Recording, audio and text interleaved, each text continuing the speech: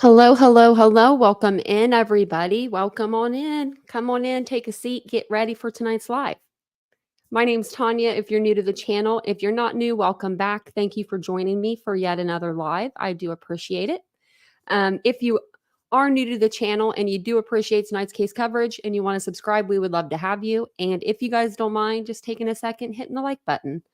I am streaming on both of my channels tonight. So if you're over on Unfiltered, just if you'd like to chat with us in the chat, just pop over to Titanium Built channel and I'll put it in the chat for you guys. And you can come over and chit chat with us. So we have a lot to go over. There is a lot going on, like a lot. Has anyone seen the madness going on? Let me know if you have. And I think I'm on the wrong live right now. Think so. Let me get over here to you guys. Okay, that looks like more people. And you guys never disappoint with the likes. I love that. Thank you guys so much. I appreciate it. Let's see who's all here tonight before we get started. Got some people in. My mic's kind of further down than usual. It's hitting my finger a little bit. Hey, Ladybug. Hey, Mary Beth, Lenora, Alicia. Welcome in, everybody. Barb, Catherine's here. Stephanie, those are my dogs if you can hear them. Ladybug, I think I said that one already. Alicia, how you doing today? Welcome in. Hey, Stephanie, how you doing?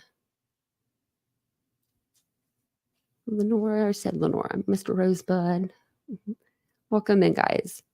Tammy Z, we got everybody in here. Kyle's in here. We got the whole crew. There's everybody. Cheryl's here. Heather. I think I said Cheryl too. She's usually one of the first. So welcome in, everybody. It's good to see you guys. Hey, Sailor George. Hey, Linda. Hey, Margot. If I missed anybody, I'm sorry. Hey, Cat's Life. Hey, Selma. I'm getting towards the bottom. Hey, Barbara. Yeah.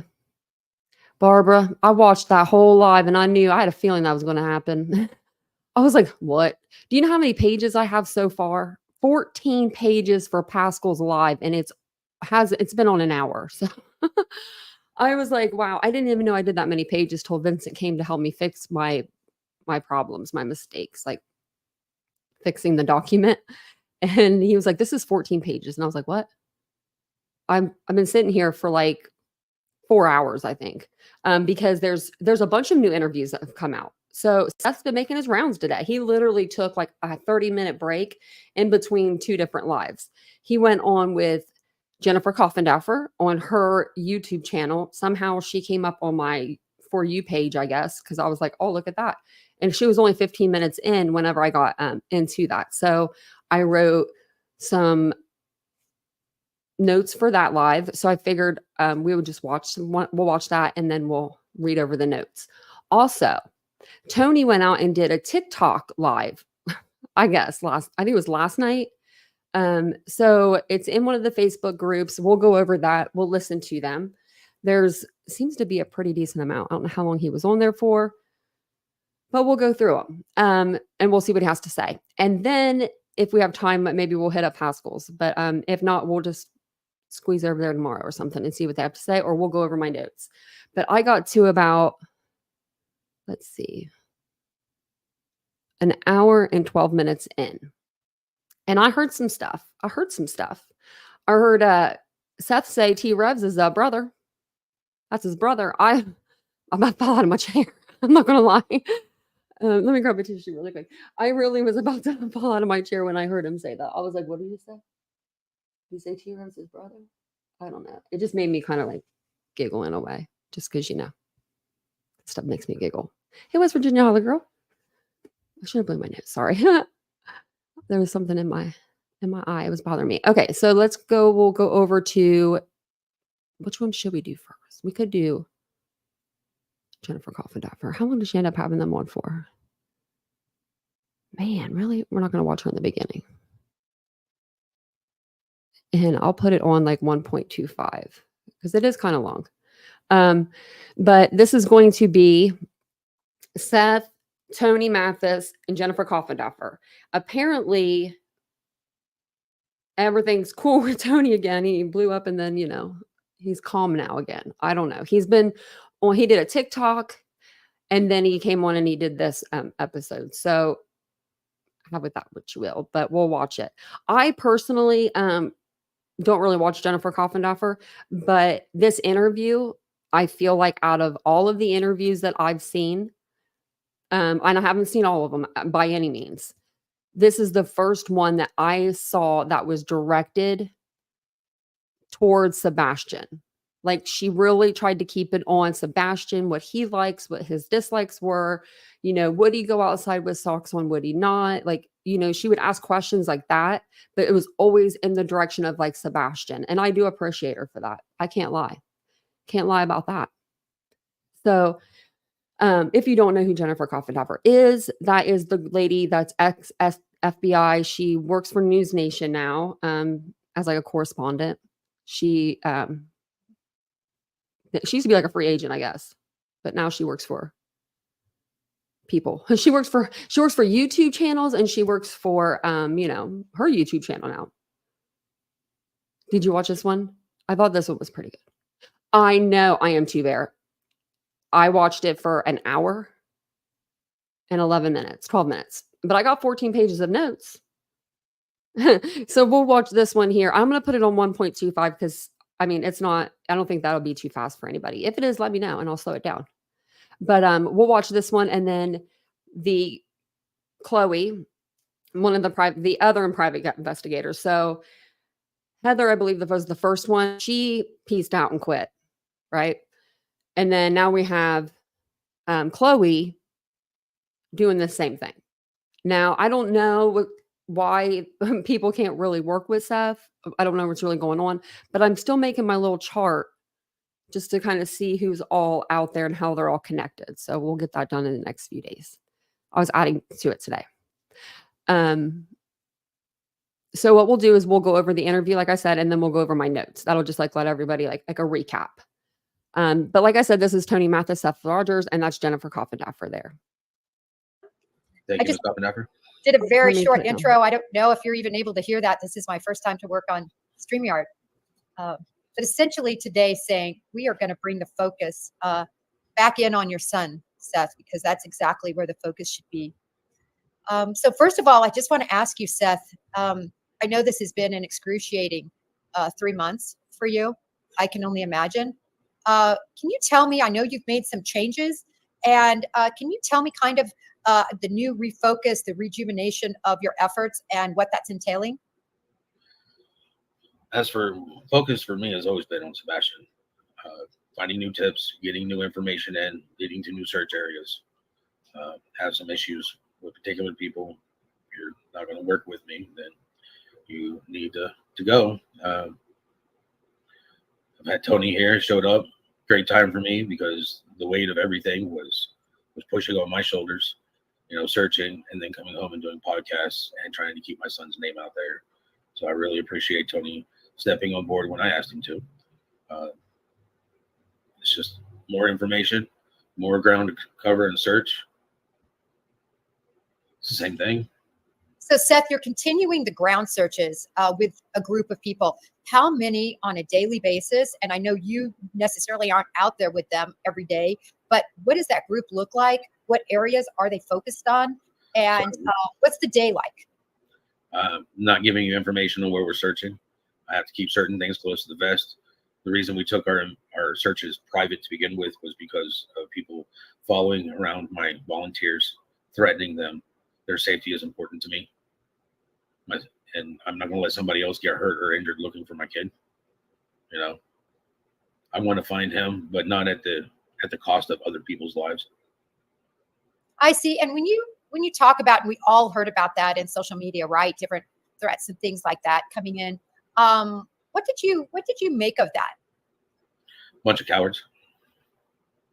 People want to threaten. Most of Sebastian's army is a good 90% females, because normally moms are the ones that are protecting their kids at home, or when they're at home, they're responsible for their children. That's Seth's phone, I think, going off. Make money, make sure you'll hear it in Pascal's live too. Nuclear role.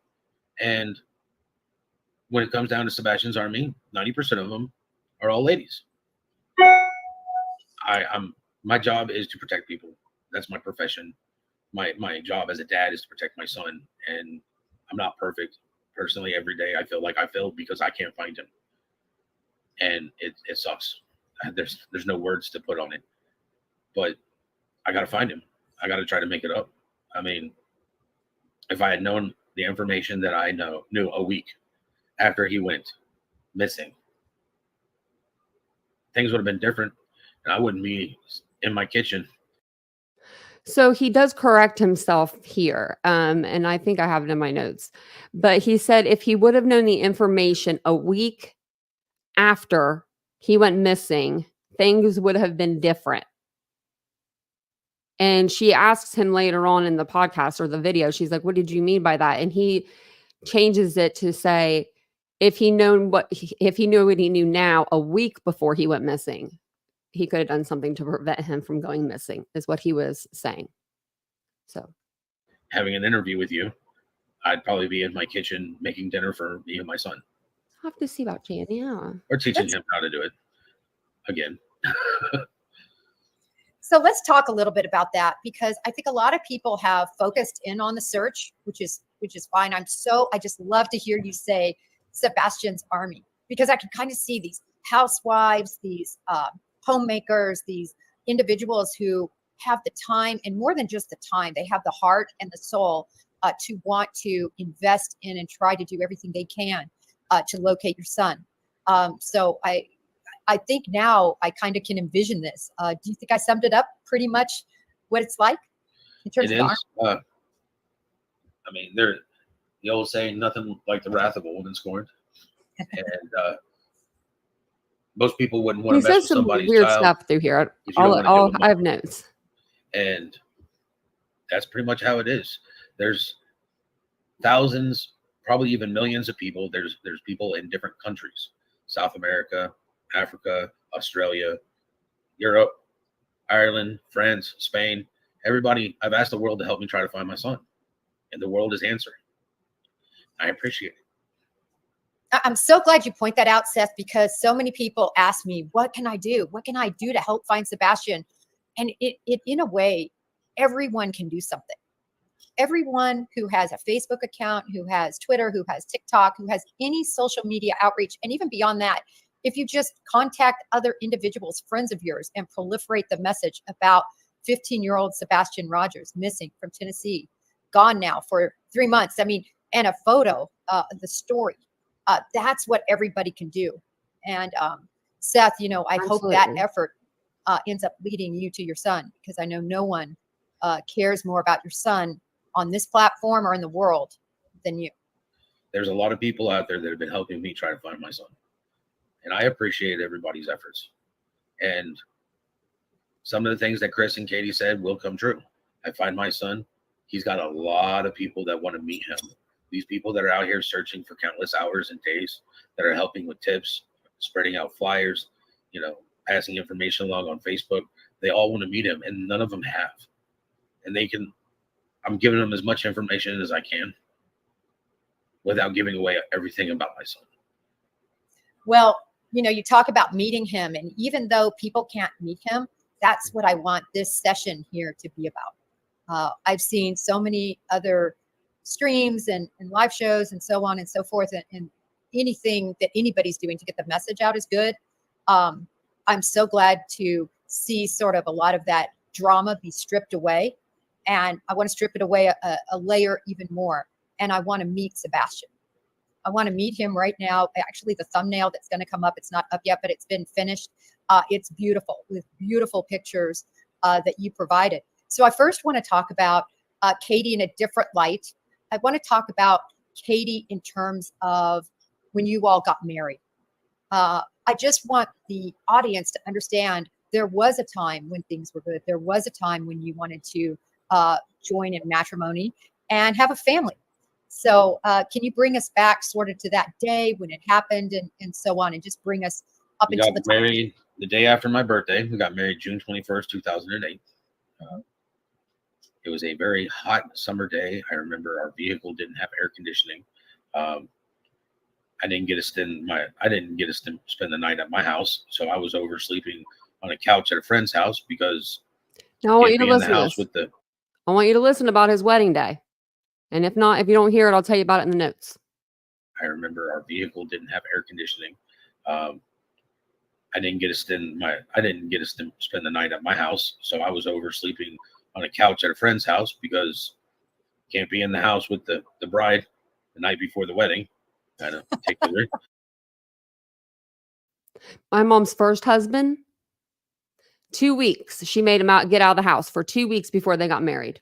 She's like, "You ain't seen me for 2 weeks." So yeah,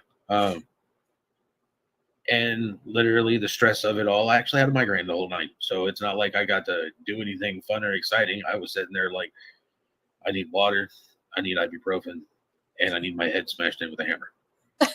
On his wedding What day. did you wear? Traditional tuxedo, or was it a cowboy wedding? What did you wear? I wore it was a tuxedo. Well, no, it was a suit, brown suit.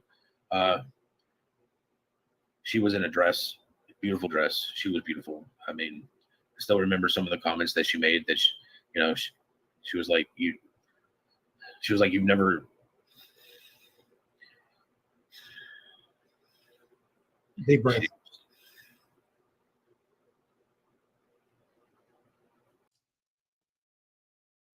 To me, that says a whole lot. To me, that says a whole lot.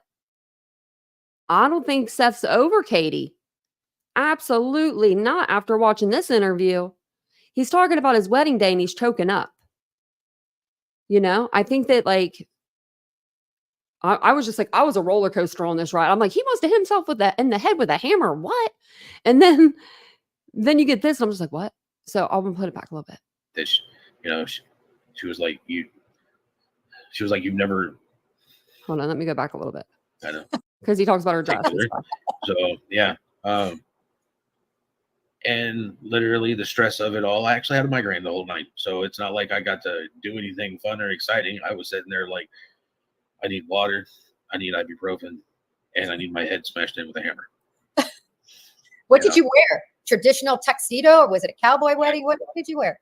I wore it was a tuxedo. Well, no, it was a suit, brown suit. She was in a dress, beautiful dress. She was beautiful. I mean, I still remember some of the comments that she made that, she was like, you've never.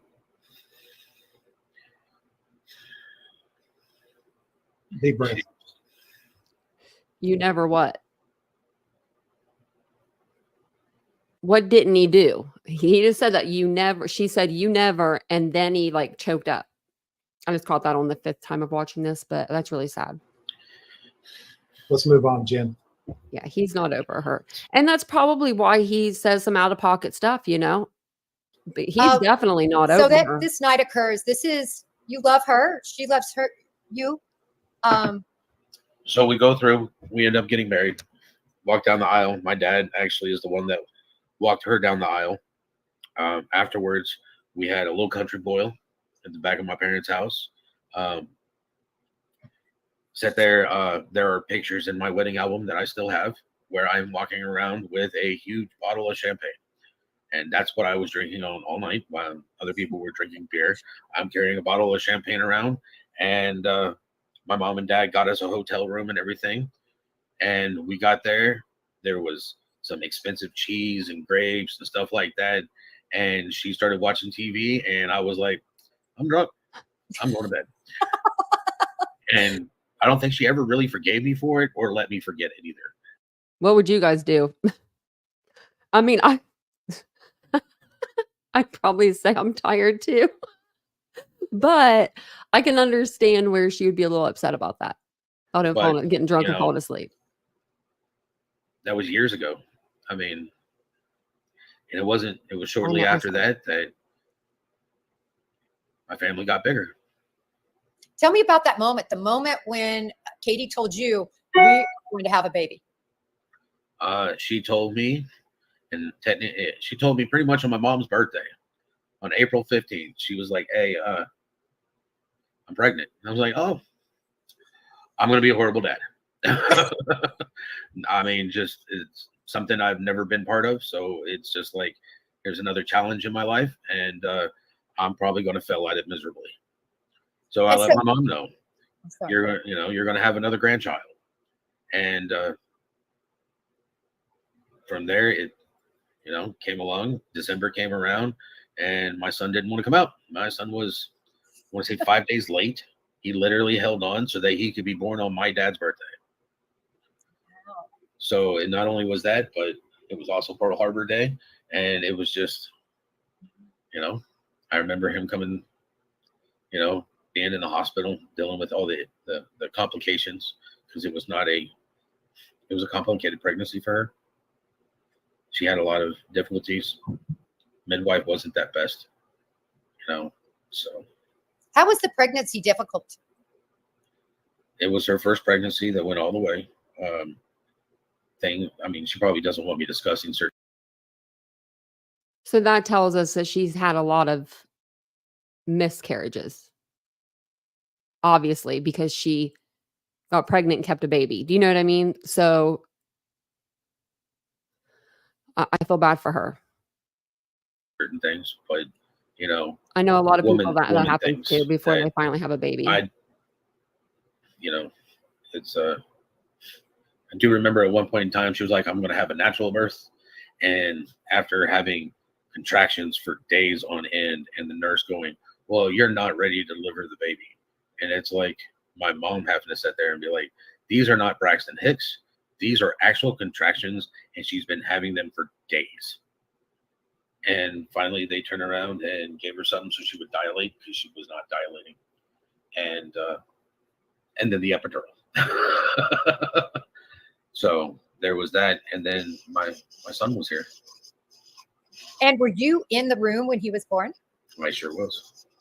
That's great. And what was it like when you first held him? How much did he weigh? Was he teeny? He's still tiny to me. I mean, it was the weight, the physical weight compared to the weight that was now on my shoulders as being a dad. Two different things. You know, now I'm responsible for another life. I need to make sure that this life grows up and that he's taken care of. I do remember them taking him away, and it's like, where are you taking my kid? You know, well, we got to go clean him up and everything. And, you know, and as soon as they got him all cleaned up and they went to go put his diaper on and everything, he peed all over the nurse. I was just like, okay, he's mine. You know, one of the first things he did when he came out is I have a half smile that when I smirk at people, and it's the first thing he did when he came out. He just looked at me and just smirked, and I'm like, yeah, chip off the old block there. That's funny. Do you remember the first words he spoke? I remember the first word he spoke. Yeah. What was it? Not a word that should be issued. Oh, he said a cuss word? Of course. How does that happen? No, I mean, really, like, your first word is a cuss word. You got to be cussing an awful lot, wouldn't you think? And which one was it? I want to know. Which one's the easiest to do? Oh my God, that's You've hilarious. been cussing since he All was right. born. Second word was dad. Third word dad. was bottle. But, That's, you know, wow, dad's a hard one. Normally kids go mom first because it's like they can do the M sound. That's funny. I What think about mine was walking? mom. Was he a quick walker or? he was a quick crawler. He crawled everywhere. He was delayed in the walking. A lot of the pictures I have when he was an infant, most infants sleep for 16 to 18 hours a day. Not Sebastian. Sebastian was awake for 16 to 18 plus hours a day. Like when he fell asleep, it's because he ran out of energy. Like the batteries died as he was crawling across the floor. That was the first thing that led me to think that maybe something was special about my son. So that started the trips into the hospital. For the first 6 to 8 months of his life, we were in and out of the hospitals all the time. He was sick. Couldn't do much to keep him not from being sick. But after about 8 months, he stopped being sick. His immune system finally took over, and hardy little boy. So basically you're talking just colds and coughs and just could never feel like he was healthy. The flu, pneumonia. And if he got sick, I ended up getting sick. I mean, I had to wait for certain things to take over. And so. And so at this time, Seth, you're working full time and Katie's a full-time homemaker? No, I was going to school full time. I was working full time and taking care of Sebastian. And Katie was working full time. Ah, okay. So you guys just tried to swap your hours out so somebody was with him, or he Yes. had nannies, or no? No, he, without getting into too many issues, we oscillated shifts when I was going to school full time and working full time. I was trying to also have somebody that, babysitter that would come and take care of him. And that was a lovely lady that lived right down the road. She loved Sebastian. So she was watching him for a little bit until things just wasn't working out anymore with her circumstances. And then Katie turned around and joined the Navy. And when she joined the Navy, I went to being pretty much stay at home because I didn't have anybody else to watch Sebastian. And we were noticing that he was having difficulty speaking, delay in speech, gross motor skills, fine motor skills. There's a lot of stuff that things had to be changed. We kind of knew he was special. He wasn't going to be a normal child. So things had to change. Yeah.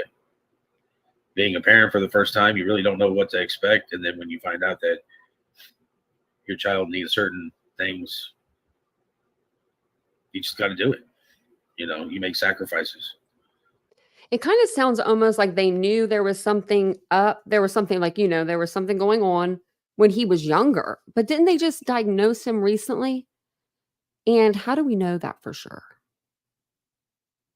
Because everything's getting so twisted. And I don't know what she way is joined the up, Navy to make sure that he had insurance and stuff like that would cover the issues. And Margo, you're right. I became a stay-at-home parent. So you were very close then. I mean, when you're the stay-at-home parent, you are 24/7. After that, did his sleep improve once his health improved, or is he like me, an insomniac, just up all the time? He's still in this. His sleep improved once his health improved, but boy, don't sleep 8 hours a day. He could be awake for 14, 16 hours a day and be like, there's times that he's come over here for like a week on like spring break or whatnot. And he's like, Dad, I'm not tired. And I'm like, well, you don't have school tomorrow. If you want to stay up and watch TV and play toys and all that sort of stuff, have at it. But just remember, tomorrow we got stuff to do and you're going to have to get up and do it. Yeah. The next day he realizes why he should go to sleep. Day late, dollar short. And I see these pictures of him that you've been kind enough to show, and he has this big blonde head of hair. Was he blonde for a long time? He still actually has his blonde hair. I had blonde hair when I was a kid. I was what they call a towhead. And so was he. He pretty much, but now it's starting to get brown and darker brown. And by the next couple of years, his hair will probably be as dark as mine. And so we've talked a little bit about him, his early years, some struggles in terms of health, and then he got better, still a little insomniac. When did he start walking? Was he 3, 4? He started walking, and I'm going to say that he was like 2.5. He started walking before we left Georgia and headed to California. He was definitely walking beforehand. Once he started walking, it wasn't really walking. He ran. He ran. The worst thing in the world is my buddy was at the house watching him while I was at work, and I got the text message that he took his first steps. I was heated.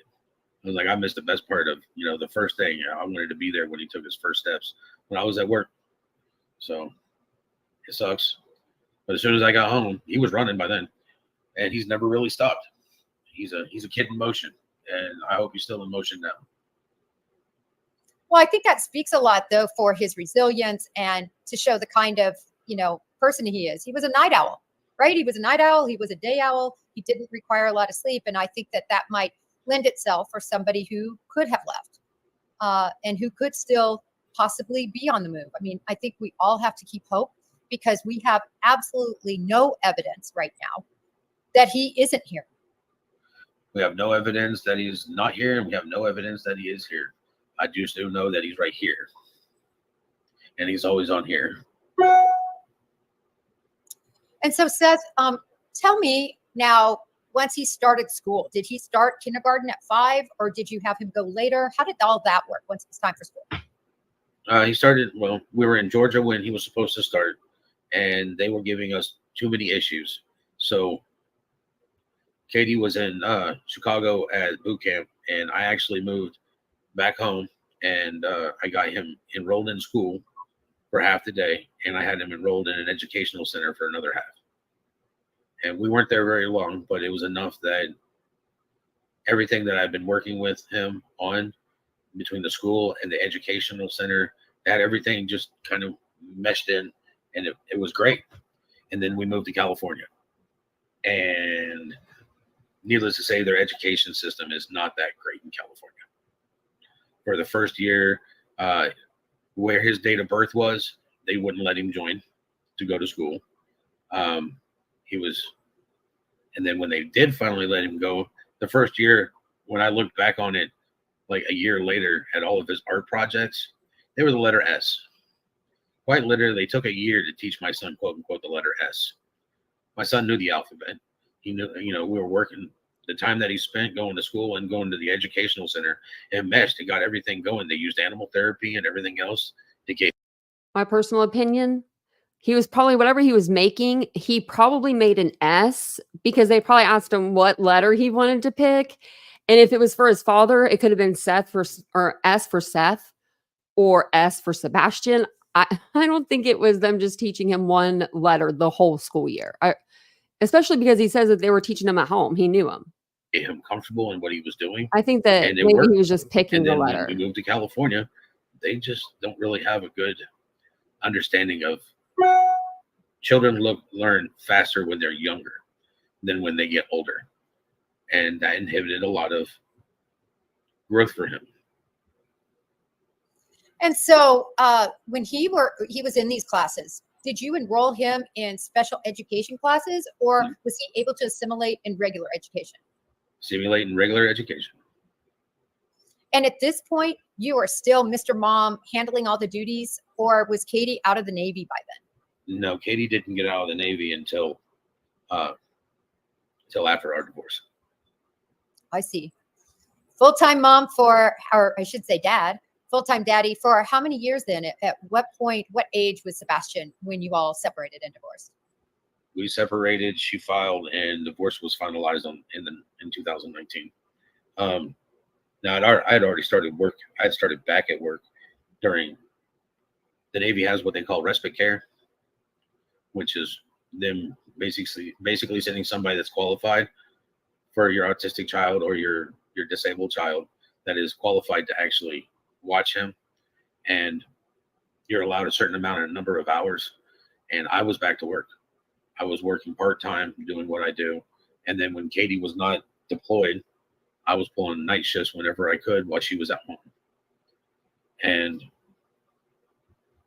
Shoulder still bothering him. just trying to get back into the workforce before You got too old? never too old.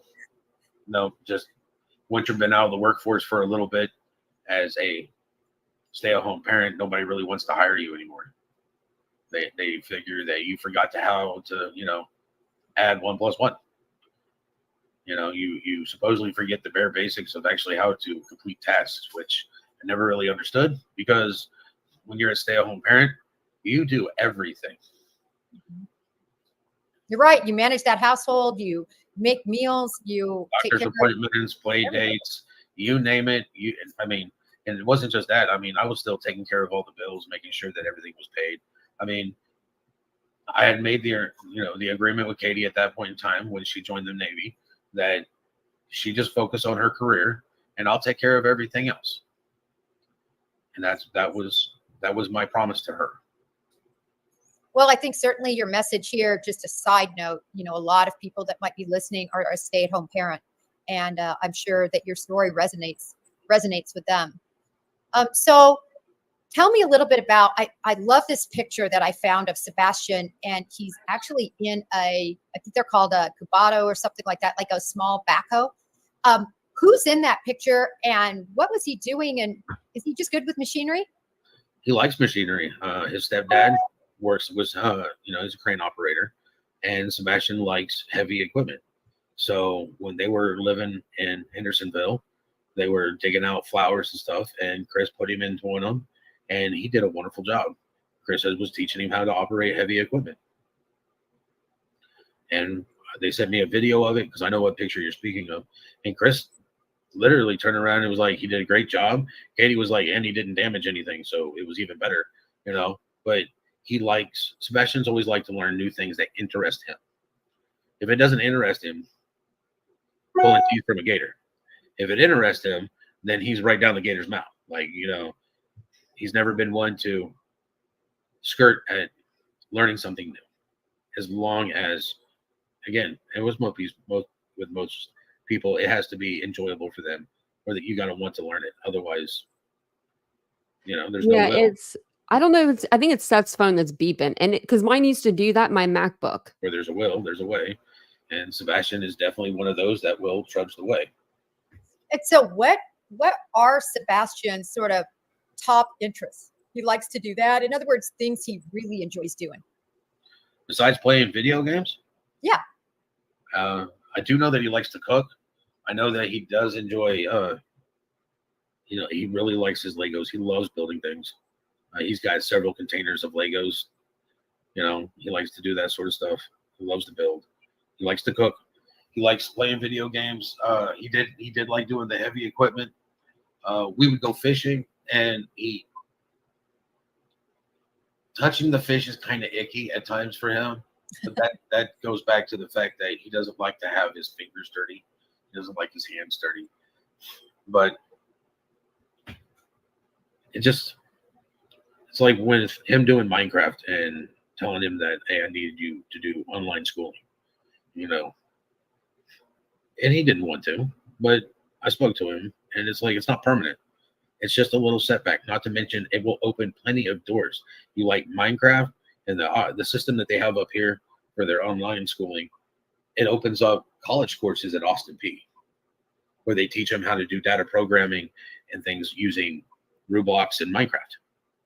So it's not like it's going to be a dead, you're sitting at the table all day long, his God brothers in it.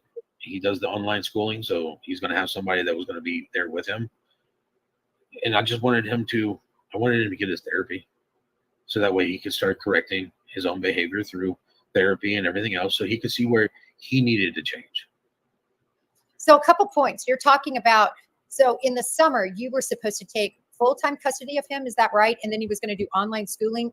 Make sure I've got that right. Yes. At the end of the school year, he was supposed to come up here.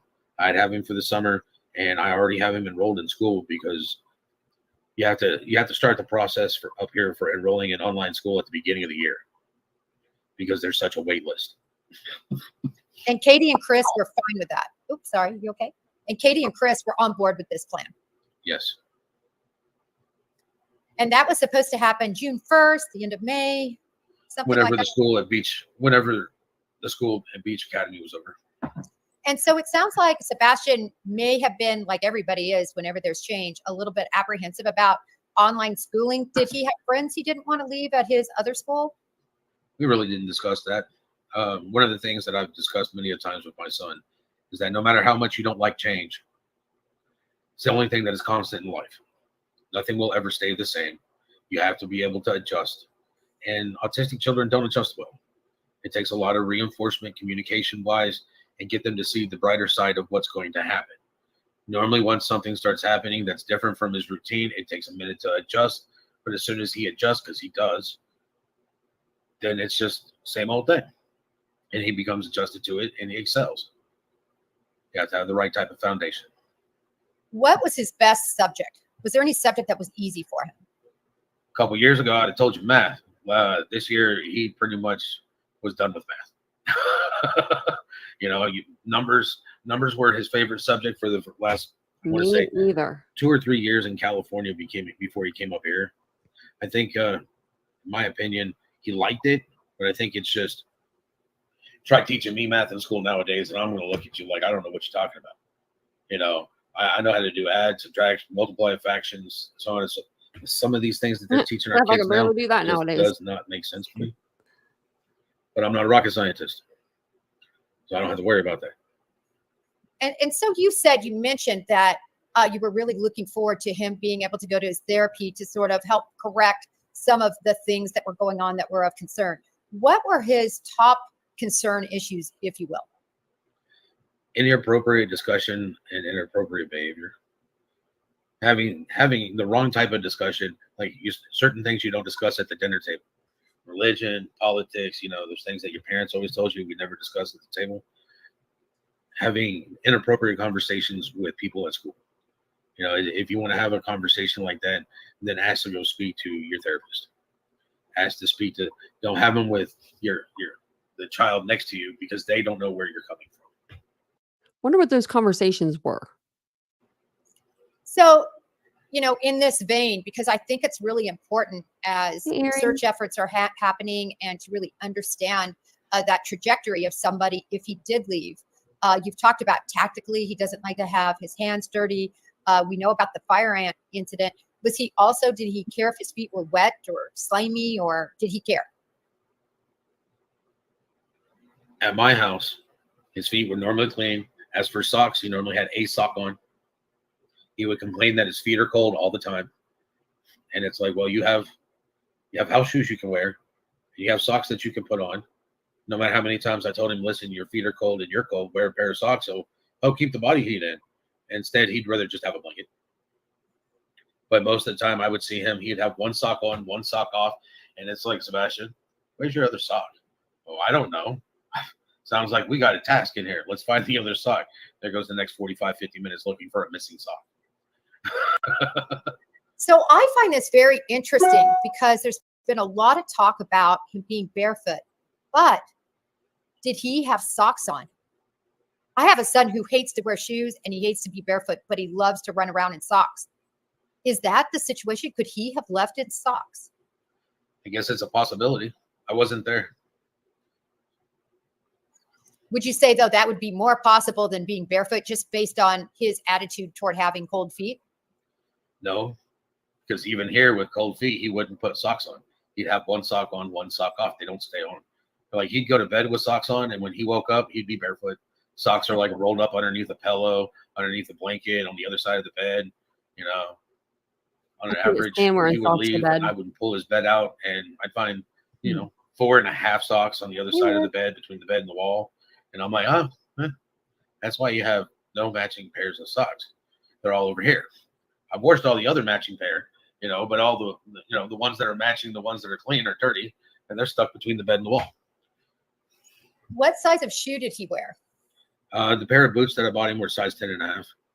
Wow. So pretty big feet. I mean, for 15, 10 Don't and a make half. fun of his feet. Hey, when you have a size 5 foot like me, size, 7 is gigantic. So I respect a size 10 and a half. He was probably going to be same size as I wear. Going to be tall. Yeah. Oh yeah. When he was 3 years old, I couldn't wait for the day he turned 3, because the old wives' tale was at the age of 3, when he was born, measure him, you double it, and that's how tall he's going to be. And yeah, when the day he turned 3 years old, at that time, I put him up against the wall. He's smiling. And he was 3 foot 3 inches way, it's at nice. 3. And I was like, awesome. He's going to be 6'6". Anything over 6 foot, and I'm good. So that's my goal, was for him to be 6'6". Now Jen, you said, Jen, I think to your question about the barefooted versus socks, I think really the only thing that's been stated at this point is that all the shoes were accounted for, and that's really all we know. Yeah, his old pair of tennis shoes, his new pair of tennis shoes, the pair of boots that I bought him, and the house shoes, they're all accounted for. I just don't know if anybody has asked this question, and I think it's an important one. If Katie knows how many socks he has, are all the socks there? And I do think that's an important question, because a lot of people. I'll let you know. At my house, I can't tell you how many pairs of socks he has, because if you get a hole in a pair of socks, I throw that one away. Then you get a hole in another pair, and I'll make sure that one's ripped up. And, I couldn't even tell you how many pairs of socks I have. Now I can tell you how many pairs of Naruto socks he has, and his ninja socks, because they're the ones that come clear up to your knee, and they come in packs of 5. So he's got like 10 of those. And that's at your house. But I'm just wondering if anybody has asked Katie to do an inventory of socks, if she might know. It's possible. I'm just saying because he lived there, that would lend itself more that he could have left if he put socks on. I think that's an important distinction between being barefoot and having socks on. So, maybe that question has already been asked and answered. If it has, I certainly haven't seen it. Seth, I think it's an important one to answer if you have any ability to do that. I don't. Well, hopefully we'll get the question to her and figure out if that's ever been asked, because I do think it's important. You talked about how he likes to cook. What does he like to eat? What's his favorite food? Well, that has changed throughout time.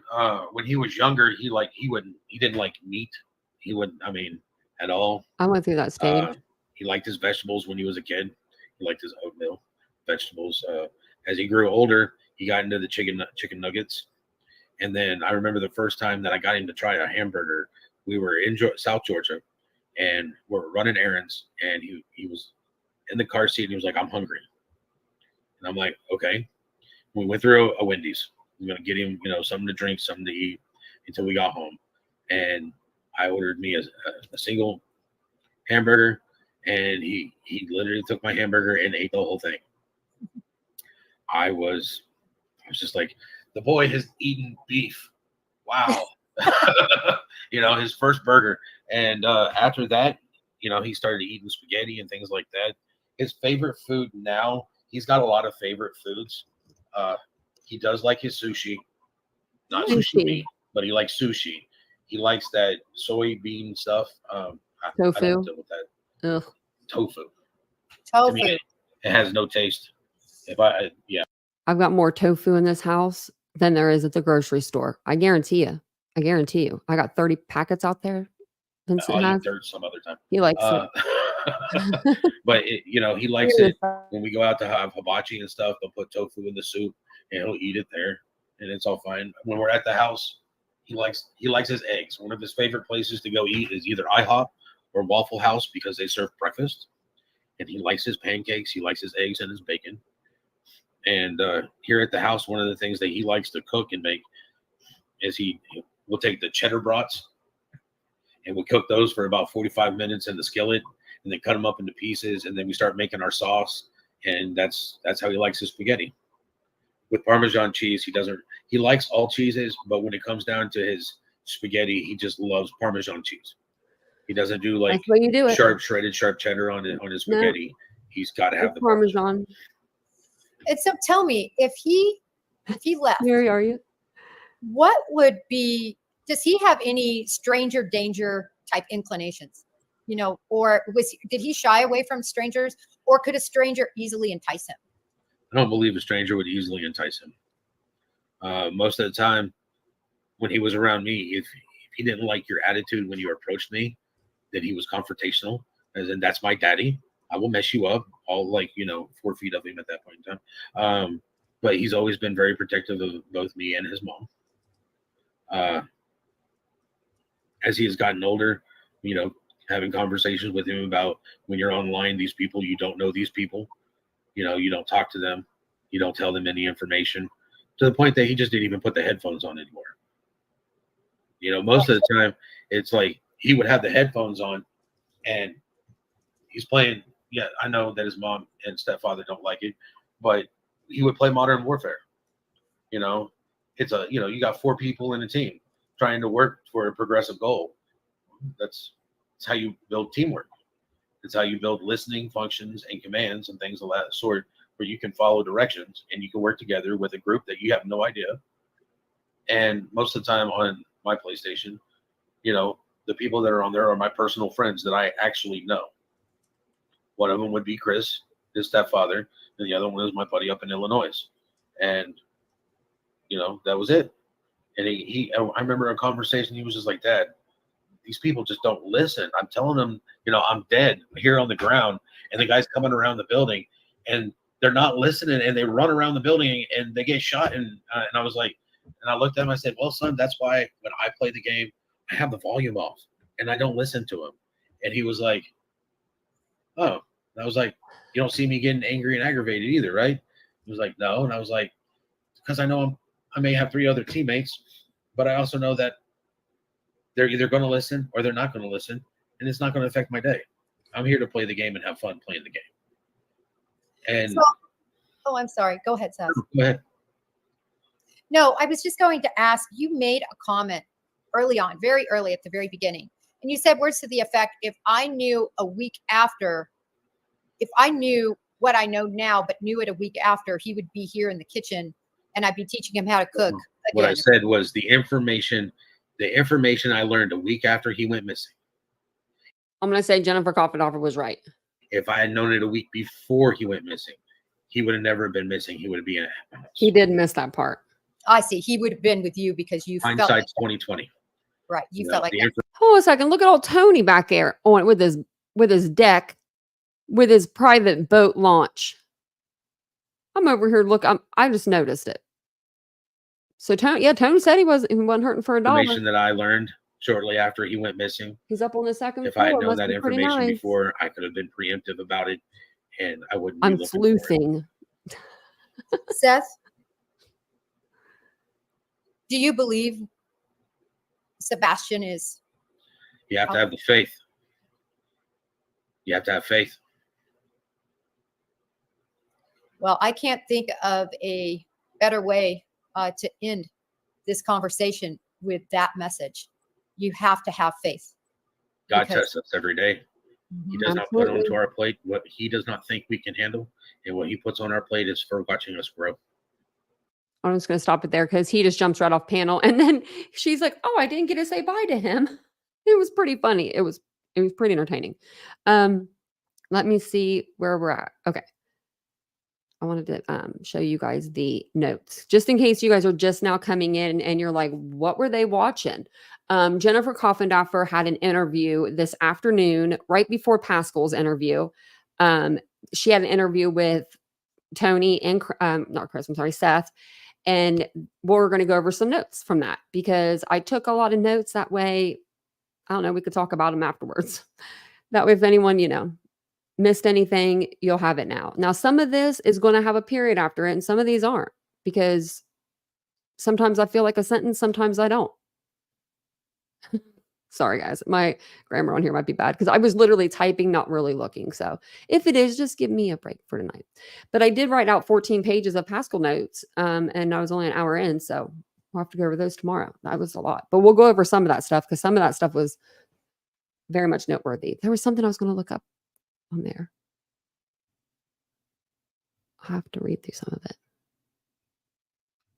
But let me know if there's anything you do want to know. And they didn't have any paperwork. They didn't get any CPS paperwork.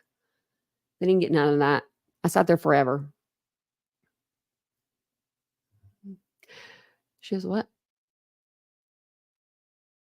She has a husband and a YouTube. I don't know what that means, Kimberly. I'm not sure what that means. But I bet you everybody on this platform will probably play that interview. So this is Seth Rogers' interview with Jennifer Coffindoffer. I spelled her name wrong too. I think it's IN. I don't know. So like I said, I don't really watch her, but I watched her today. But Jennifer said the focus needs to be on Sebastian. Seth said his focus has always been on Sebastian. And these are literally like, I took note for note. He has issues with particular people. If you're not going to work with me, he said, then you have to go. He appreciates Tony. Well, I would too. I mean, Tony came out here and said a whole lot the other night. And we'll watch another interview that he did here in just a moment. He said he has done ground searches, but he won't tell anyone where it is. He wants to find Sebastian, but not at the cost of people's lives because of the people getting threatened out there. Now, I put a question mark after that because I don't know how I would feel about that. He wants to find Sebastian, but not at the cost of people's lives. If I was a parent, I think I might be a little greedy or something, but I'd want to find my kid on the cost of anything. I don't know. Are you just like copying and pasting at this point? Okay, I'll just there we go. Turn time out. She'll calm down a little, maybe. Okay. There we go. Anyway. let me see here. He says, okay, we're going to read that. He wants to find Sebastian, but not at the cost of people's lives. And this is all off of the interview with Jennifer Coffindaffer, like word for word. If he had known the information a week after he went missing, things would have been different. And like I told you, he went ahead at the end and he changed that. He said, if he had known the information a week prior to him going missing, things would have been different. But he did say in the beginning after. That's why it's the top of the list. Some of the things that Katie and Chris said might come true. Don't know what that means. Seth and Katie were married in 2008. He went into some details. One of those details is how he felt the day of his wedding. He said he couldn't enjoy it. He felt like he needed an ibuprofen, a water, and I need my head smashed in with a hammer, is what he said. And I need my head smashed in with a hammer. Now, he did say he had a pounding headache, so that was probably why his headache was pounding so much, but I don't know. He got emotional talking about their wedding day, and he sure did. He felt she was mad that he went to bed on their honeymoon because he was drunk. He told her he was told she was pregnant on his mother's birthday. And I think he said that she had Sebastian on his father's birthday, which was also the day that Pearl Harbor happened. He was there in the room when Sebastian was born. His first word was a cuss word. I want to know which one it was. He said his son didn't pick up walking very fast, but he was a fast crawler. He said that that is when he thought his son could be special. So why wait 4 to 15 years to get him help? Like I know that they were getting him help probably for the chromosome deletion, but wasn't the autism a new diagnosis? And I don't know where I heard that from because this whole case is so woohoo.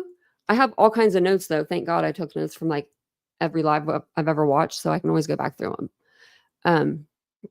Seth said he was working full-time, attending school and taking care of Sebastian while Katie just went to work. Shortly after Katie started in the Navy, they noticed things with Sebastian's speech and his motor skills. They knew he wasn't going to be a normal child. He said that when Sebastian would come to his house for like a week, meaning like spring break, he would let him stay up however late he wanted. But in another interview, he trashed Katie, saying he needed routine. Now, I don't know if y'all remember that, but he was like, it was giving him a routine. He needs a routine.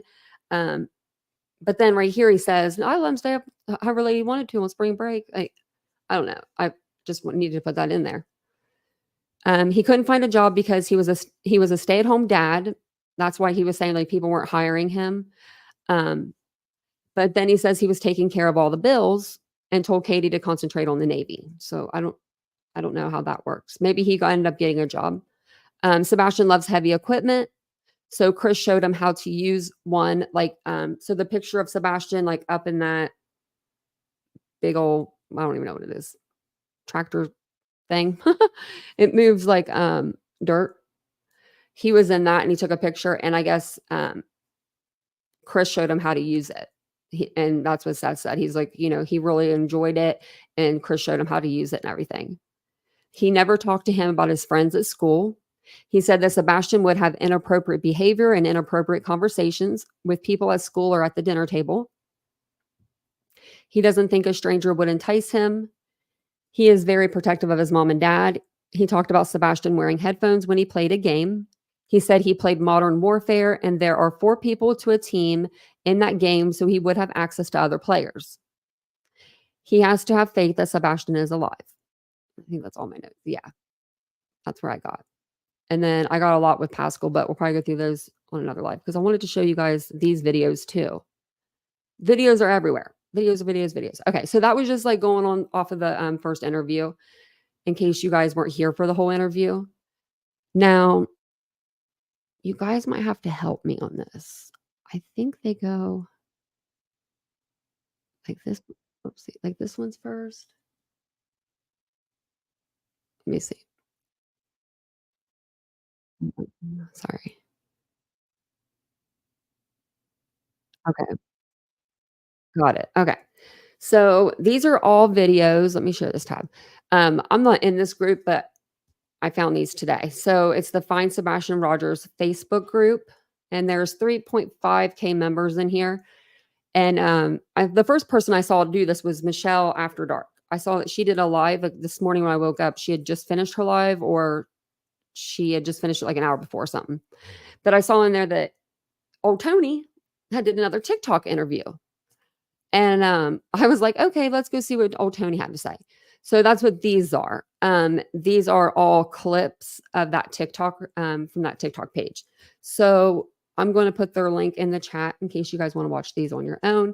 But I figured we go through them and watch them tonight together because I haven't got to watch all these yet. So I thought it'd be fun because I was busy, watching Pascal's trying to get the nitty gritty of the information, which we didn't get any. We didn't get much. Case. Okay, so I'm pretty sure it goes like from the bottom to the top is the newest. I don't ever get on Facebook. I promise y'all, I'm really bad at this. But like I said, these are from TikTok. This is the TikTok live that he did, and this is going to be Tony Mathis, and he's on panel right now with 8 women, and they're all going to be talking about Sebastian. Is going to converse back and forth with law enforcement. And there's things that are said that won't go to Randy, the father, but it's not done because they don't trust Randy. It's done because they're working on something that is part of the investigation. So there's all types of things, but here with Sebastian, I think a lot of it has to do with, they told Seth some things to do early on and he didn't listen. So they shut him off for a while and they iced him or sidelined him or whatever you want to say. And I think he's working to rebuild that. But, one of those things they told him early on, and they did tell Chris and Katie, was we don't need you out here searching for your son. Well, I mean, if you're going to be mad that he's doing that, then, he's probably not going to get any communication from him because he's searching for his son all day, every day. I think that's what most parents would do. And I get why, they say not to do it, but I would. Okay, let me actually duplicate this so I can go back and it won't take us yeah, it took me all the way back. Okay. I didn't mean to do that. Sorry. Okay, let me get to the second one.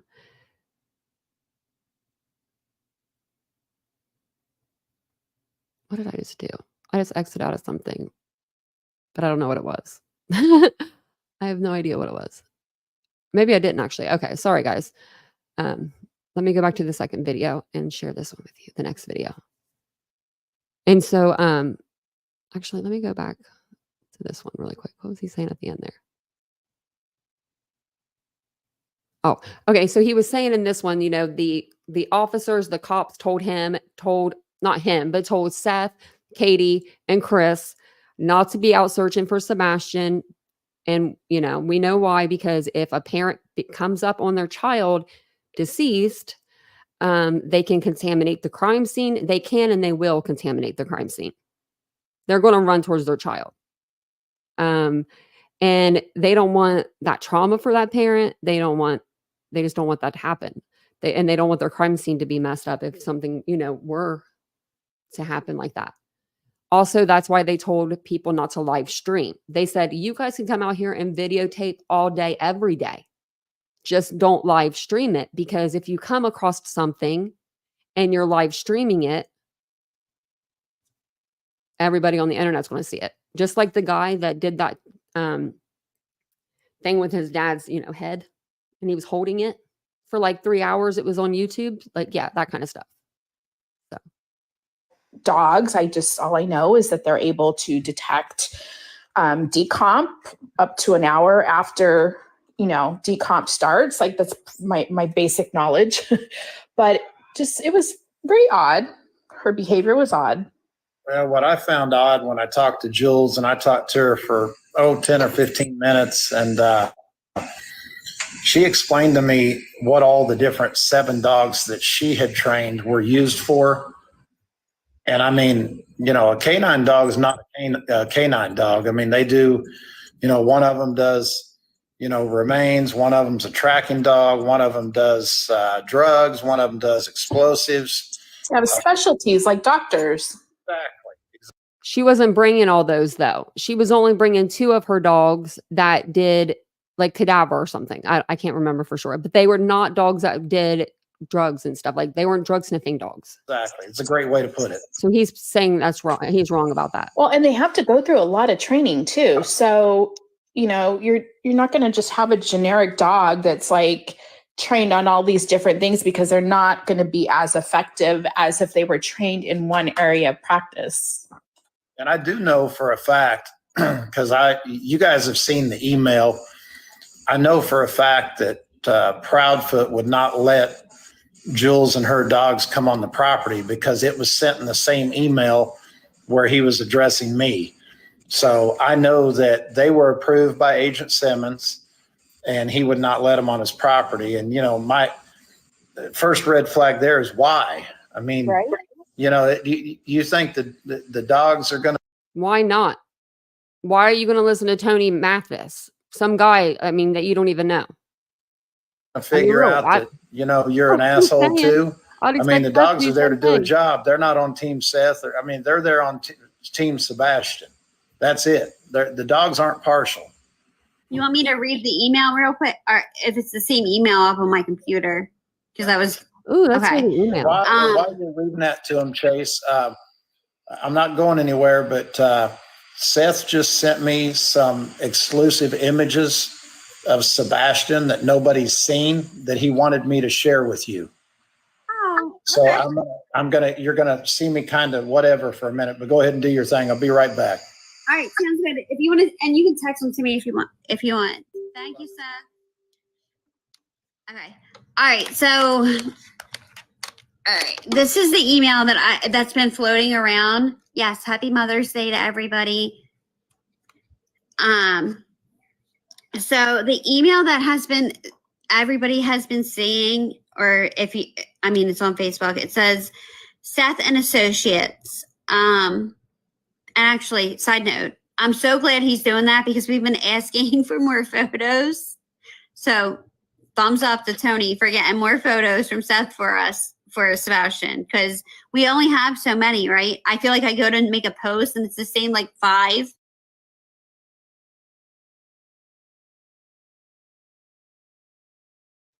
We'll hear it on the next one. What was this number? Oh, dogs. All I know is that. I think we're playing the third one now. Yeah. So thank you, Tony, and thank you, Seth, wherever you are in here. And they're going to show some pictures, it looks like, of Sebastian. I know I didn't make you your account yet for TikTok, but I will. We just got Tony's up to 200 late last night. So for Sebastian. So it says, this is the email between Chris Proudfoot and to Seth. It says, Seth and Associates, I have had time to consider the dog handler matter and the other requests that you have mentioned as well. My answers are as follows. Dog handler, if you wish to use a dog handler to search, that is fine. However, after talking with law enforcement agencies and Katie, the dog handler, and anyone else is being denied access to our house and property. Per him talking to law enforcement and Katie. Any form of permission to set foot on our property, as well as any other family members. Think of that. Any other family members. Sorry, I had to say it.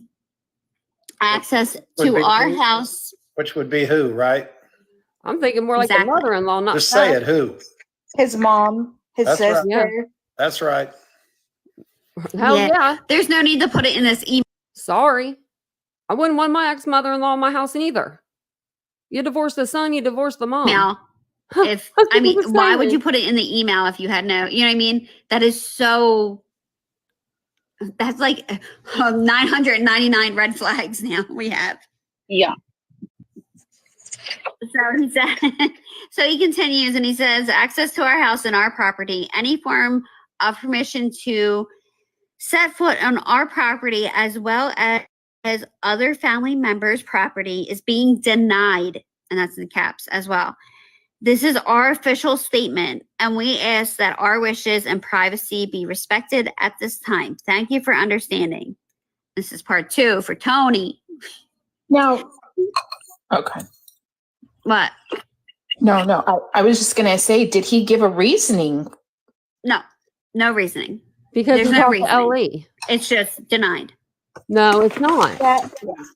She read it after talking to Ellie and Katie. It's denied. The dog handler. Because that's a man who wants to find his wife's child, huh? I mean, Well, I that's think let me, like my hold on, theory is let me finish it, and then all let me right. finish the email, and then we'll go. So then it says number 2, Tony Mathis. I am still looking into this and have no answer for you at this time. Oh man, that keeps going off. And it's not like the oopsie. So It's not like the investigators haven't checked their house repeatedly. I think they said 3 times in their vehicles twice. I mean, it's, they're being checked. But I don't work for me. I work for Seth. You don't work for nothing, actually. Seth wanted me to try to unite the front, give everybody one voice.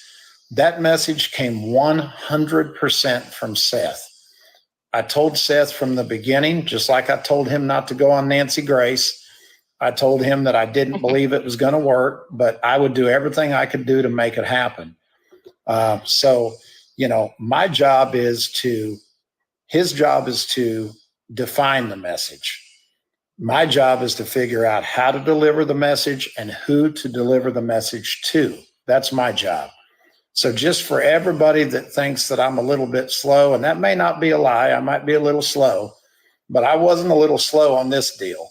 On this deal, I was simply taking orders from Seth. I never wanted to work with him to begin with. but that says a lot about you, Tony, though, because we all know, we've all been sitting and watching. We know that there was no good chance of Chris Proudfoot coming around, or Katie, to say the least. But you still attempted. Right. And I give you applause for actually attempting and trying, because you did not have to, good but you God. still tried to. And they had plenty of time The ass to is- come around. It's ridiculous. And did we think it was going to work? Probably not. But Let me put you the video in had, the chat. in my opinion, you have to at least try, right? So at least you can say, I tried it, didn't work, we're moving on. Yeah, and I'm old school. I believe in the That's not chain what of he did. He didn't try it and then fail and then move on. He didn't. We don't even know what he tried. Maybe he did try, and Chris didn't want to play in the sandbox with him.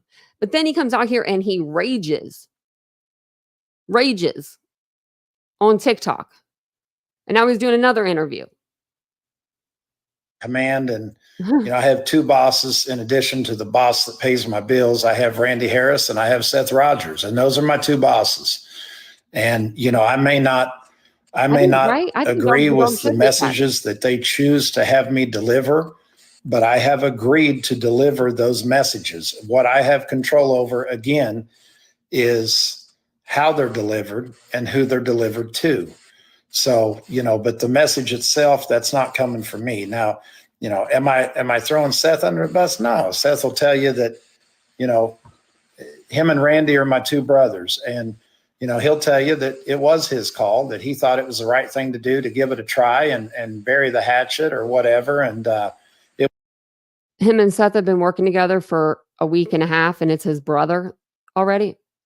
it was also not my I decision don't trust that. when I lost my cool the other night. And, that was my choice as to how to deliver that message, but it was Seth's message to deliver.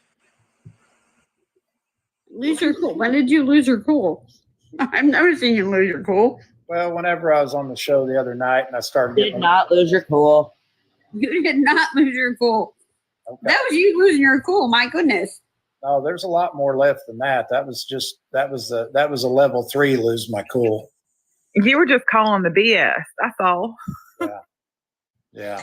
If anybody asks me, I buddy. do want to clarify in the comments, because I know people pop in and out, and it's only been kind of a few days in regards to things. So Tony is taking on the blunt of everything on behalf of Seth, which we've been saying for a long time, for weeks, that we need Seth to sit back and do what he has to do.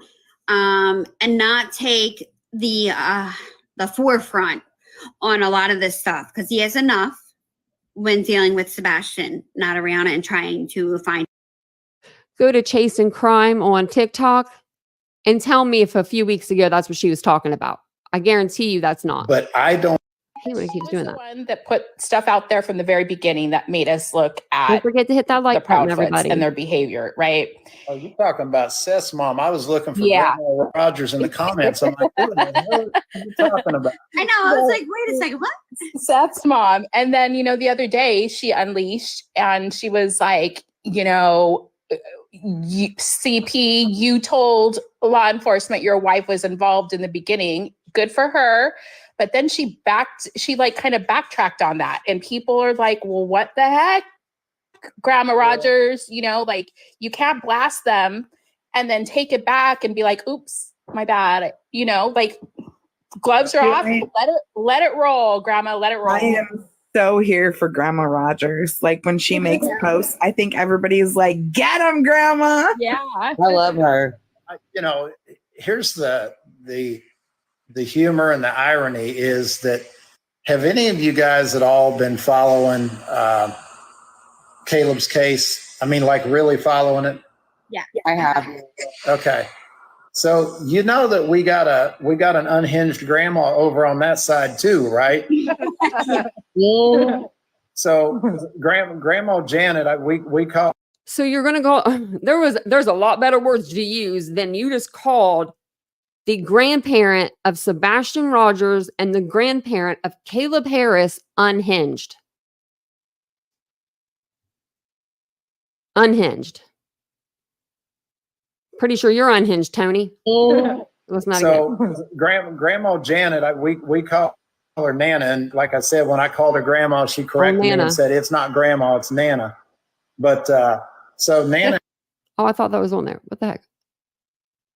I wanted to play that again, but that's okay. That's okay, Nana. Oh, Nana's man, she's getting the wrong end of the deal. We're on this one now. as law Confused now, enforcement.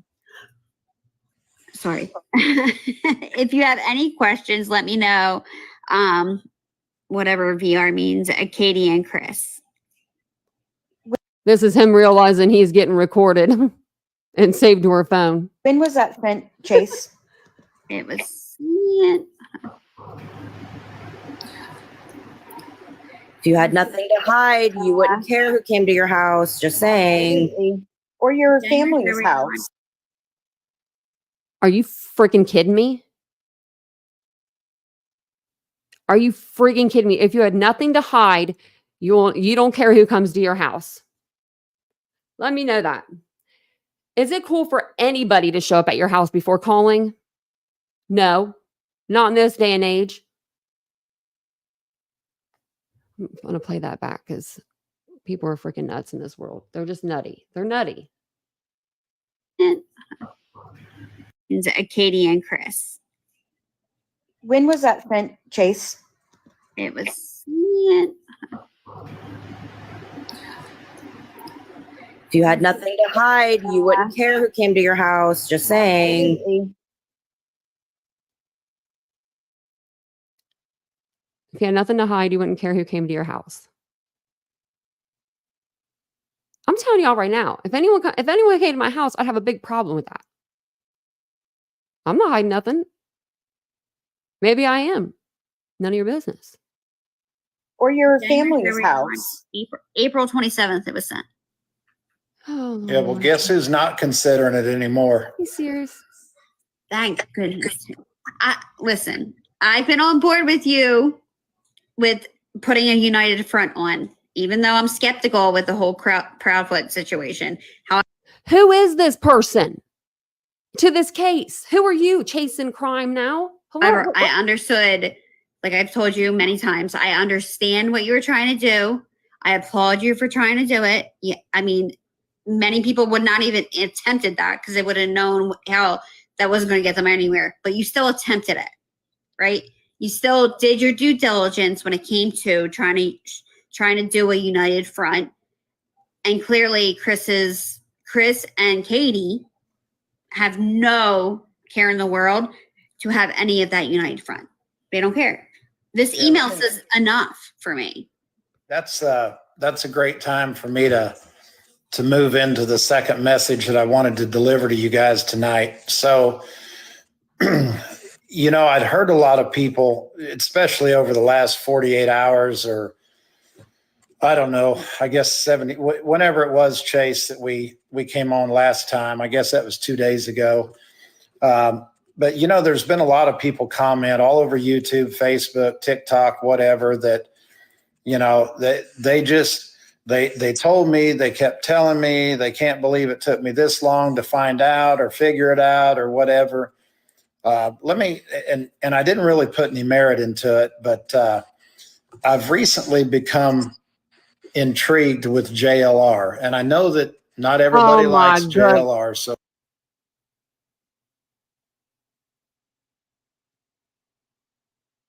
I'm sorry. What? T-Rev is Seth's brother, and you're over here talking about JLR. You get that. Shut the front door. Trigger alert, whatever. Trigger alert. You need one. Here's the thing with JLR. When I first started watching that guy years ago, I was really skeptical, and when he started watching JLR years ago, and I didn't really agree with all of his antics, but I will tell you that today, and I actually reached out to him, but today I will say, and I'm not sure what's happened. I think maybe he's like me and old age has settled him down a little bit, but I do think he's doing a decent job. I got a little concerned when I heard him say that it took me a while to figure out that I can't work with him. What I want you guys to understand is they keep muting it the times as law enforcement. I think it was this one's next. This one's law enforcement. That there's no legal teeth. I think it's this one. Real quick, because I can't imagine that law enforcement thinks the way that Chris has behaved is anywhere close to normal, and why or what is it that they need to push this over to an actual criminal investigation so that we can get dogs on the property and do the things that we need to do to find Sebastian.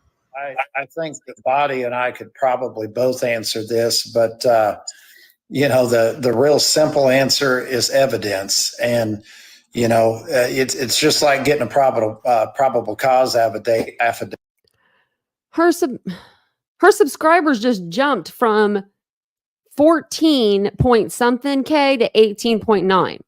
All within this live. You have to have something to justify that being granted. And if you're going to start bringing dogs back, you're going to start issuing search warrants. I mean, you have to have probable cause for that. And the fact that, a guy's somebody that nobody likes, I mean, we can sit here in the true crime world and say, hey, everybody thinks this, everybody thinks that, but they just can't operate that way. And they've got to have some real, forensic evidence, digital evidence. They've got to have a reason to do things like that, if that makes sense. No, absolutely. But you would think that at this point in time, they could say, there's enough circumstantial things going on that just don't add up. They don't make sense, that they could at least time finding a judge signing off on that. Like what? You're going to have, the privacy laws and the Like what?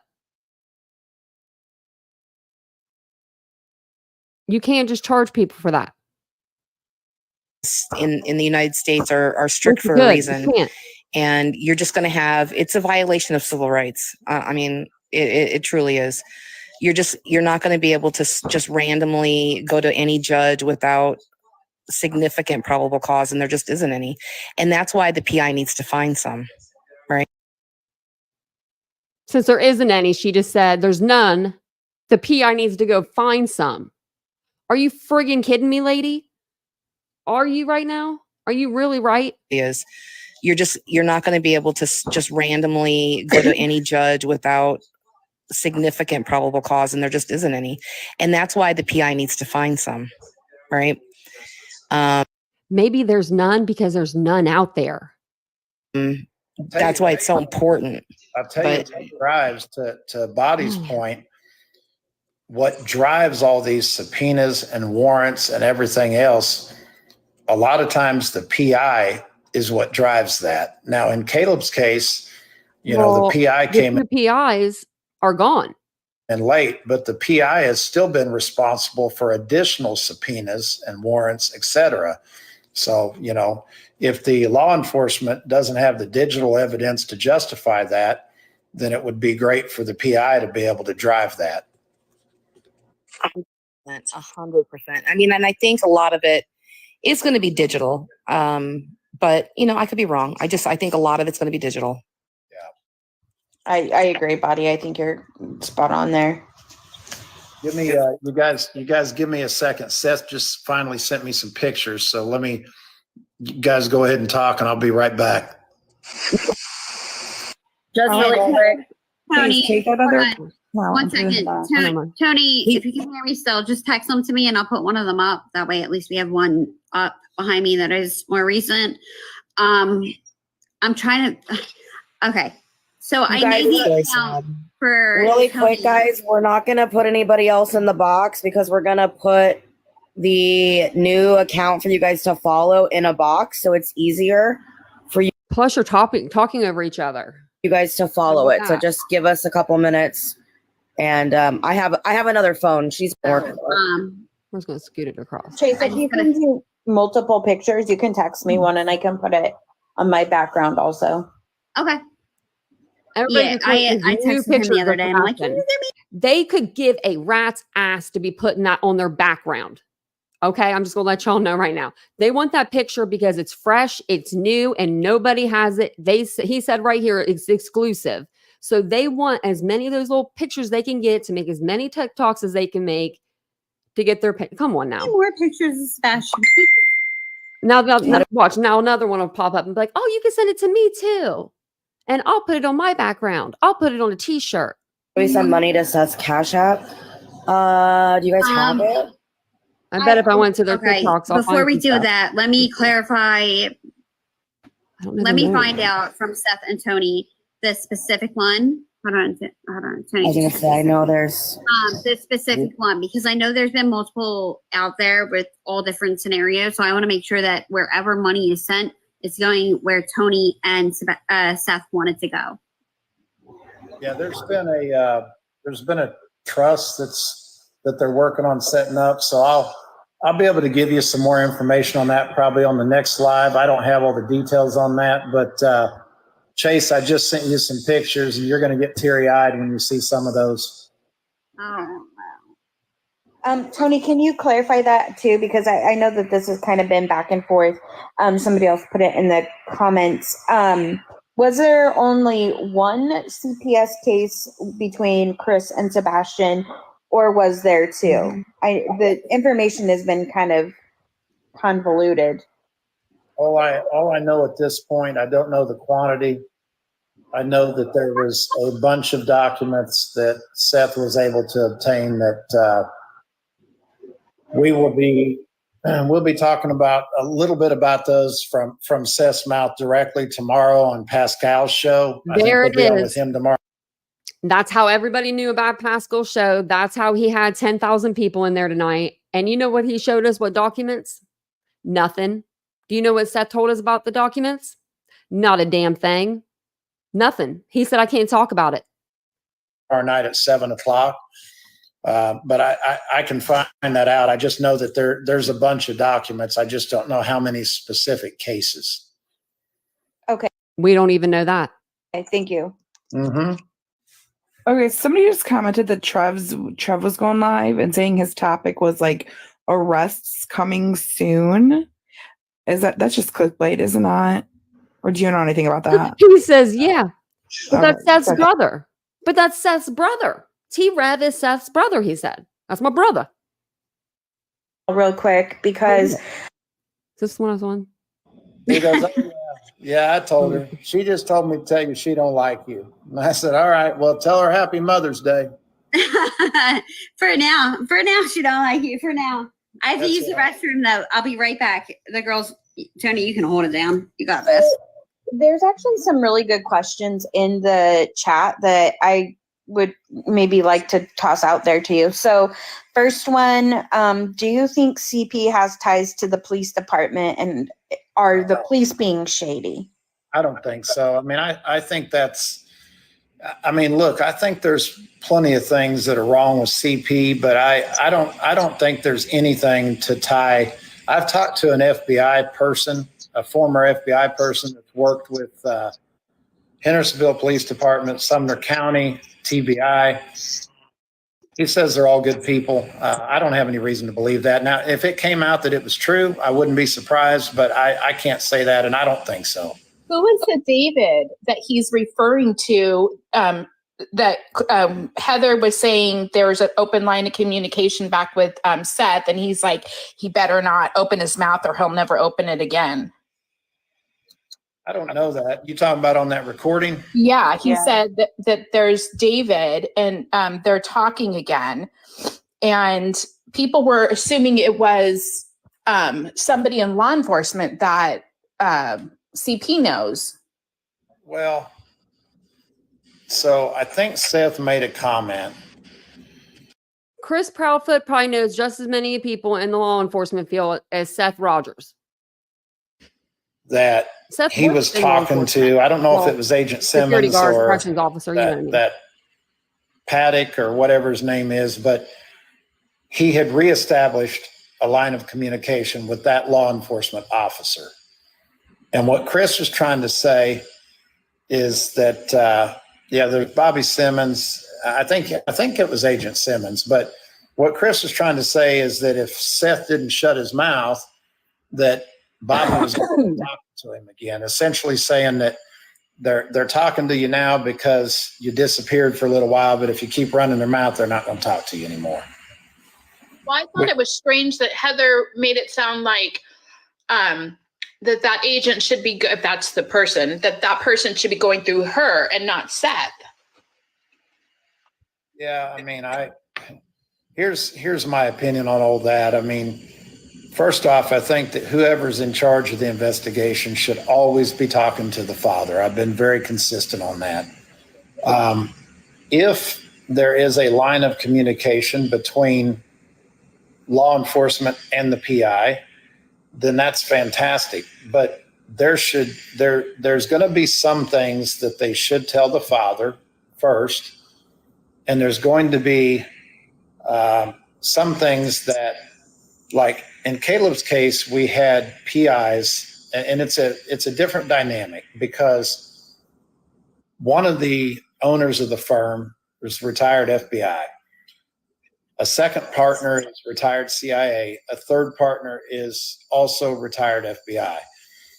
One of the FBI agents, or one of the retired agents that's our PI over there, was actually an Why does it say an hour? Our PI. FBI agent in Corpus Christi, where the case is. That would be Randy's PI. So you can imagine he's got a direct. That would be Randy Harris's PI. Not your PI, sir. You don't have a PI. You're just a person that works with Caleb Harris's dad that likes to talk on the internet. Okay, now look at these old pictures. These are a throwback. Wrong with you. And I'll tell you guys. And he's now down here in the little bubble because they wanted to move Sebastian and his dad up to the big. As I am an hour and a half away in North Carolina where that North Carolina picture came, and I actually chased down some poor woman in a car I thought had Sebastian. And I probably am on the news over here somewhere scaring this lady, but I was trying to find him while I was over here. I love this one. I love this one.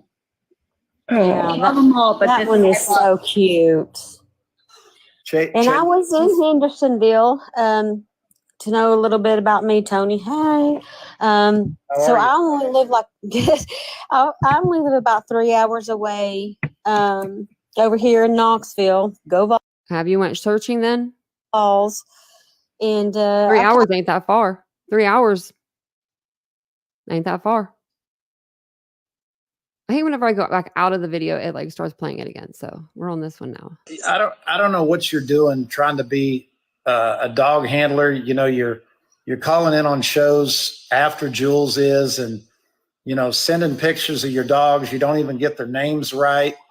The images you're sending in of your dogs have been reverse Google image searched, and they weren't reversed Google image searched by him. He didn't do any of this. He didn't do any of that. It was a group of YouTubers that did all of that digging, reversed Google search those, found that they were off of Chewy.com, their stock photos, and their names are not whiskey, tequila, brandy, and whatever the last one's name was, Hennessy. They're all alcohol, but you know what I mean. they actually came from like Chewy. They're Chewy images. So I mean, this is crazy. And highly Still, you wanted these handlers to go into Chris Proudfoot's yard and his home. And he was supposed to allow you guys to do that. Because you were just throwing a fit about it. Like, I don't get that. Respectful, because Jules is a 13-year That's a dog handler. Army That's captain. not a dog handler. I don't know if you guys knew now, that. Jules is a dog handler. I want to make sure everyone knows that. Jules is actually a dog handler. We're talking about other lady. But she's a 13-year Army captain serving her country. She's got 7 highly qualified dogs. She's got 2 dogs that are pertinent to the type of search that we're doing. What kind of dogs were those, Dana? Huh? Like German Shepherd's Malinois. German Shepherd, and what was the other one? Malinois or something? Yeah, Belgian Malinois. Yeah, like no joke of a dog, according to my wife. I don't know shit about dogs, sorry. But, you know, so Jules, when you hear the name Jules, she is our canine person, and she is a part of our team. She's Seth's girl. You know, we support her. We endorse her. She is, if her name isn't Jules, then she's not a part of what we're doing. I have no idea who this Stephanie person is, but she's not part of our team. And honestly, I think she's probably a troll. I don't even know if she's a real dog handler. I think she's a I troll. was going to say, let's clear up, because I think people might get confused. Because, I mean, we get people, I mean, there's a lot of information coming inside and outside of this case, trolls and not trolls, real, you know what I mean? Real legit, not real legit. And there's so much going on. So let's clarify who we're speaking about on who this other person is. So there's 2 separate dog handlers, correct? I think Ocean knows a lot more about the dog handlers than I do. I have all the emails. Stephanie is the one who claimed that she's from Orange County. Her and her husband, she claims her husband is 45 years law enforcement. This woman says the mostest. They were cleared by TBI. They took a private plane on their own dime to fly their dogs out there because they didn't want their dogs in cargo. And when they got there, their dogs started to hit on the curb area. And that's when Chris Proudfoot told her to get the hell out of there. And she was... I think you remember I told you, Chase, I was like, oh, that sounded a little weird. She kept focusing a lot on our airport here and how Kobe flies out of it. Like, who cares? Why did she keep bringing that up? It was almost like a clout thing, I kind of thought. And then I thought it was a little strange how she was crying a lot. I thought that was a little unprofessional. But I don't know a whole lot about dogs. So I didn't really, I had a couple red flags go up that I just thought was odd behavior for somebody that's supposed to be professional. But and then I guess it was exposed this morning that she's kind of following Jules to different YouTube interviews. And I did see that people, people asked her in the live this morning, I guess, to show her dogs, and she made up an excuse, but then she posted pictures of them, and they're all very unprofessional names. They're like names of alcohol drinks. which is So kind of this woman- unprofessional if you're going to have a canine handling business. So did she ever? She never went to the Rogers, the actual house, or did she?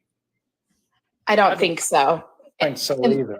I don't And think the she's done any- theory that's been floated out there, which I don't She never went there. believe, because Chris Proudfoot is such an egomaniac. He wouldn't want any bad information out there about him. But people are kind of speculating, oh, the Proudfoots put her up to it.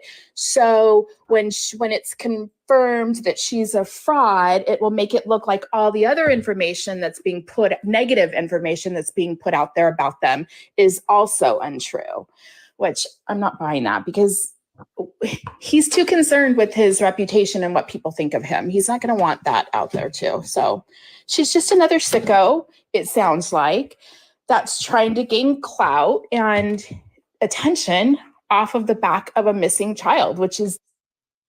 Yes, ma'am. I don't know what you're doing trying to be. Is it this one?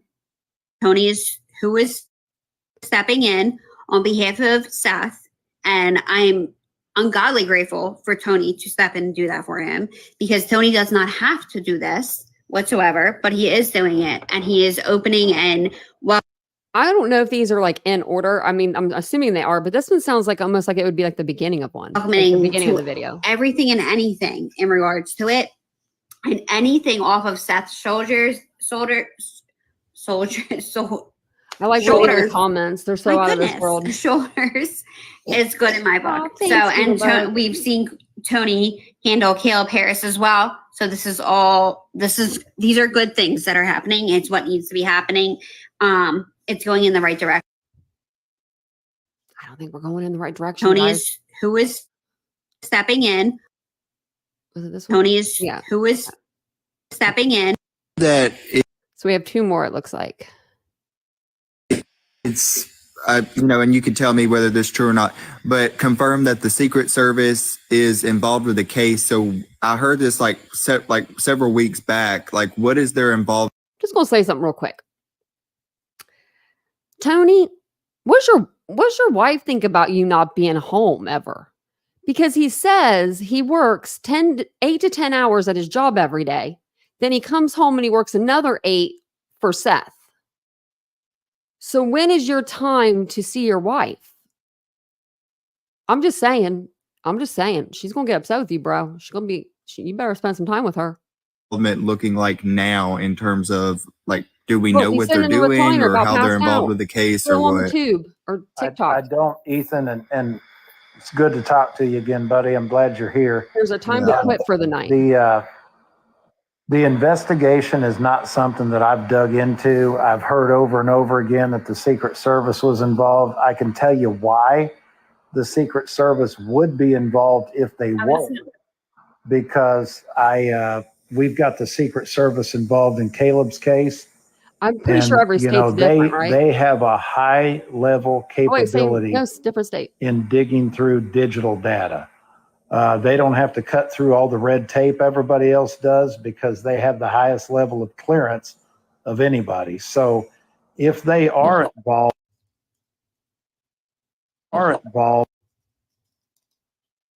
That's not mine. Is it my cell? involved. That is, but it's like, that's weird. Never had my computer do that. After the second press conference, I think, that we had, and it was like a as needed basis at that point. I don't know if they stayed or how long they've been involved after that, but I know that when they came in, I know about Elijah View and that case with it.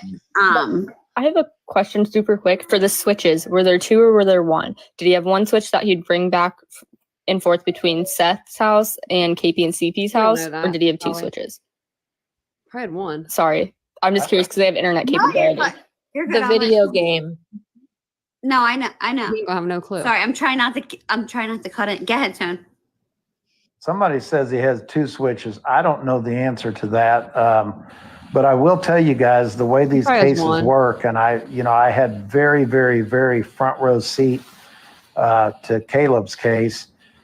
So let's just say, what kid is going to say, yeah, mom and dad, get me 2 switches, instead of saying, no, I want like a PlayStation console and a Switch. So you'd have 2 different ones that, and you could because you can carry that Switch both parents' house, no problemo.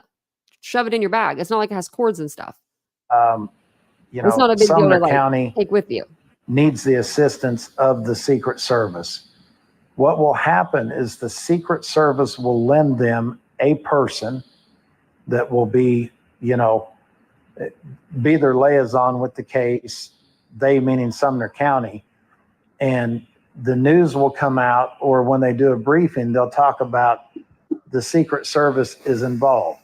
Well, the Secret Service is involved because they have lent one of their guys.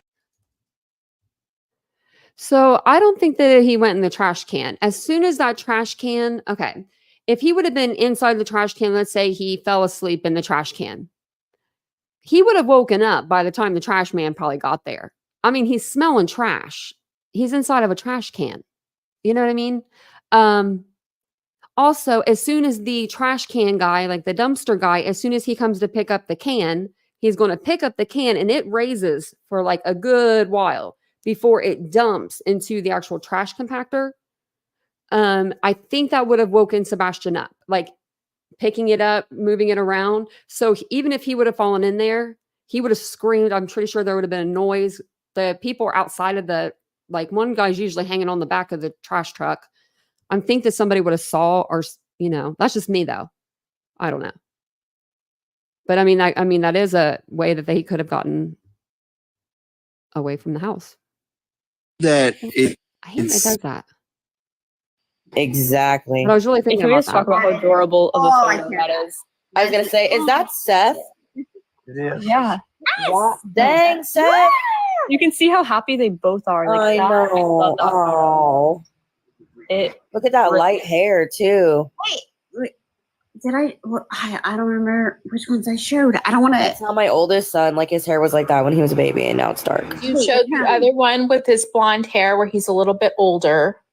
This one. And then I don't remember what the other, you showed that one. Yeah. Oh my gosh. The little one. Uh-huh. He's the cutest. So Here's one so happy. And I'm glad. Thank you, Tony, for sharing this with Chase and all of us, because I think this really is going to help connect with people too. Because it makes it personal. I'm not gonna, Tony. That's why I'm making sure I'm not gonna show the ones that until me and you talk to Seth. I don't want to put the other ones out there, but until we talk to and figure what we're going to show and what we're not going to show. But I just want to. He's so cute. So cute, dude. Innocent, it's just an innocent kid, and I think it really connects with a lot of people that maybe haven't tuned into this case as well as they should have. So I know it's probably scary for Seth to put stuff out there, especially the way the media twists things, but I really think it's gonna have a positive effect.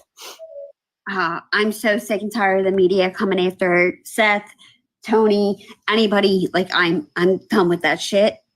This little kid.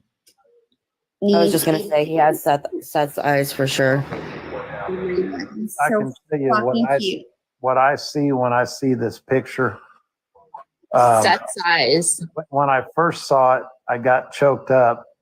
But now when I see these pictures, especially that other one where he's holding Sebastian over his shoulder, it literally makes me beyond angry. Yeah. And it's hard for me to explain to you guys why I feel that way, but it just makes me ill. Just makes him ill.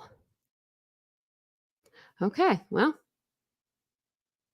Buckle up, buddy, because you're about to be hitting the internet. You're about to be hitting the internet. Let me just cruise on over to the regular Facebook group. I'll see if anybody's put anything in there. Maybe we will. Did we miss something?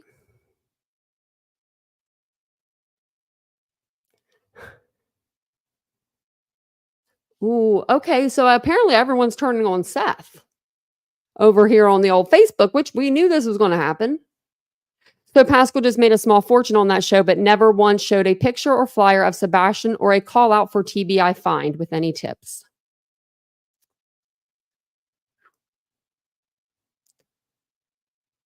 Tony is setting up a platform to receive donations outside of the GoFundMe so Seth won't be scrutinized. And then there's comments. Said it all along, money. They don't need the GoFundMe after tonight. GoFundMe was over 25,000. And he says he printed flyers. What? That's not including Cash App donations. How do we even know he hired a lawyer? He said he did. I bet most people on here complaining about money. The GoFundMe and you YouTubers making any money have not contributed any money towards any of it, but are complaining regardless of that. I'm actually out of money. Very much so.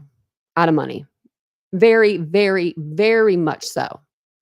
If you count my time compared to what I make, y'all would be laughing. Thank you, Ladybug, coming in with the $9.99 super sticker. That's a perfect time. I'm over here bitching. Thanks, Ladybug. I appreciate that. That's very sweet. But I mean, Seth didn't make. I don't think Seth made any money on that. I think Seth was. Here, I'll put me over here. I think Seth was just there. I don't even know if he put his Cash App out, but I was wondering why they shut down the GoFundMe. They were trying to say because they were having like issues or something. No, that's not why. Oh my God, you don't have to donate anything if you don't want to, but I guess not everyone agrees with you and wants to donate. That's their choice. Oh yeah, go ahead. Creating a 501 nonprofit, which would be a tax write-off for donations for individual who donate. Okay. I wouldn't give any of them a dime. Wow. Yeah, I mean, I really was stunned when Seth Rogers said, T-Rose, my brother. I was like, what? What's this? Oh yeah, this is their shirts. Well, are they just now getting together with that? You just now getting hip? Still making it about a game in every post. Oh my gosh, I didn't read his shirt. I just assumed it was the Sebastian shirt. It says send more money, please. They're going after Seth on YouTube for some reason. Because it's always usually about, oh, wait, that's my friends. I'm like, who am I on? I'm like, that's my friend list. Well, now I'm on YouTube, so never mind. I'll go back to Facebook. I was like, what? My Facebook's titanium built.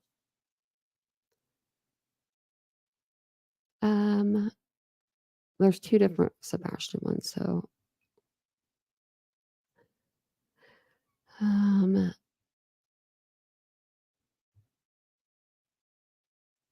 man, yeah, even under this one, I wish you wouldn't share more information of Sebastian's abuse. If it's not going to help find Sebastian, this should stay private.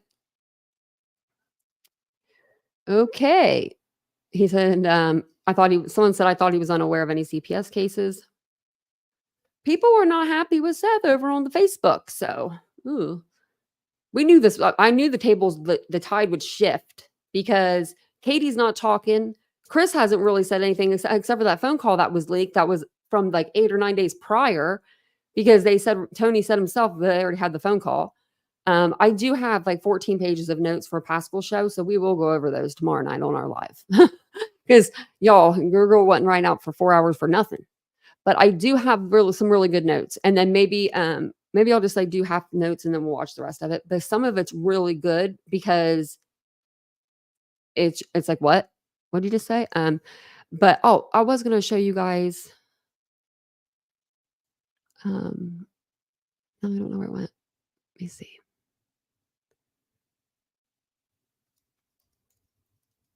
I was going to go,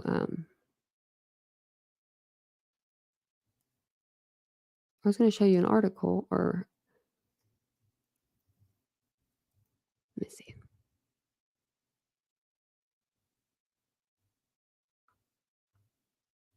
I probably can't find it now. Oh, wait. Okay, here it is. Okay, so this is from Chloe. This is going to be one of the private investigators that he had on the case. One of Seth's many private investigators. So she said, and this was this morning, this was at, or yeah, May 13th today at 10:09 a.m. It says, good morning. As many know, I've been the private investigator on Sebastian Rogers' case. I've been involved since early March and have worked consistently and tirelessly with many incredible people in this community. I need to announce that I've been asked to step down. This decision was made after hard conversations and in congruence with boundaries I've personally held in regard to the direction I believe my investigation should go. Seth and I have chosen different paths, but our goal stays the same. These cases are difficult, and discussions on who is to involve in an investigation are not always agreed upon. As most know, I am highly protective of the victims and families I serve. Everyone involved wants nothing more than to find Sebastian. Seth is aware I will never stop searching for Sebastian, and he does not want me to. I will continue as I have for 2 months. Just now it will be independently. So is she getting paid? Because weren't they all volunteers? Weren't they all volunteers? Was she getting paid? I am open to questions, although I'm sure there will be some I'm unable to answer. Please do not allow this statement to further distract you from the goal in all of this. Continue to share Sebastian's face. Continue advocating for him. He is who matters. This is who matters right here. If you have any information, call 1-800-TBI-FIND. Call 911. Call 911. That's fine. I'm sure that an officer will get you wherever you need to be. There is a $3,500 reward out for the, if someone can tell, TBI where to find Sebastian. And their direct number is for the Sumner County Emergency Communications Center. Doesn't say, it says on there, Sumner County Emergency Communications Center is where you would call. 615-451-3838. So, yeah. Or you might be able to scan that little QR code at the bottom of the screen there. But I think that's all I got for you. We were on here for 2 hours again. Look at us go. There's a lot to talk about, though. If you're over on the other channel, Unfiltered, thank you guys so much for being over there. If you guys want to come over to Titanium Built and subscribe over here, we'd love to have you. We'd love to have you on both. So let me put the link for this for Titanium Built over on the other channel.